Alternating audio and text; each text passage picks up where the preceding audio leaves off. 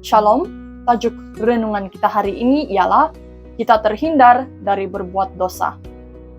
Ayat kita diambil dari 1 Yohanes 3 ayat 6 yang berbunyi, "Karena itu, setiap orang yang tetap berada di dalam Dia tidak berbuat dosa lagi. Setiap orang yang tetap berbuat dosa tidak melihat dan tidak mengenal Dia." Sidang penonton yang dikasihi Tuhan, suatu pernyataan tentang kesalehan sahaja tidak bernilai. Dia yang tinggal di dalam Kristus adalah seorang Kristen yang sejati. Karena setiap orang yang menaruh pengharapan itu kepadanya menyucikan dirinya sama seperti Dia yang kudus. Di dalam setiap iklim, di setiap negara, anak muda kita mesti bekerja sama dengan Tuhan. Satu-satunya cara seseorang boleh menjadi suci ialah berpikir sama seperti Tuhan. Dengan mempelajari firman-Nya, maka kita akan mengenali Tuhan. Melalui iman kepada Yesus Kristus, maka kebenaran akan diterima di dalam hati dan Dia pun disucikan dan dibersihkan.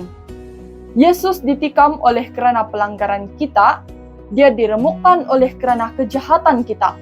Pahala yang membawa keselamatan kepada kita ada padanya, dan oleh bilur-bilurnya kita disembuhkan. Adakah mungkin untuk disembuhkan dengan sengaja berbuat dosa? Tidak.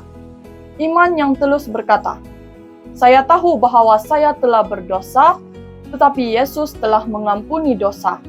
Oleh itu, oleh kekuatannya, saya akan melawan pencobaan." Setiap orang yang menaruh pengharapan itu kepadanya menyucikan dirinya sama seperti Dia yang kudus. Dia mempunyai prinsip tetap dalam jiwanya yang membolehkan dia mengatasi godaan.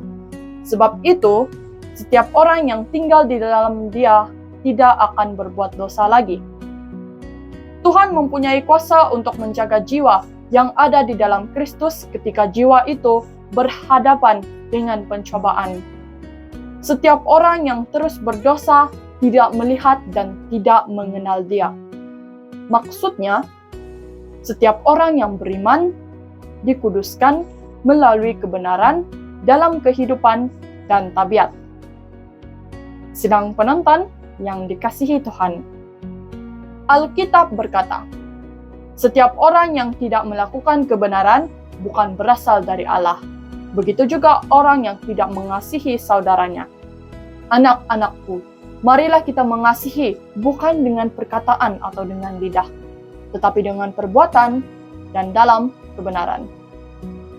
Sekian, mari kita berdoa. Bapa kami yang di syurga, kami mahu menerima kebenaran yang dari Engkau ke dalam hati kami, agar kami dapat melawan pencobaan yang datang kepada kami. Dalam nama Yesus kami berdoa. Amin. Shalom, Tuhan memberkati Anda.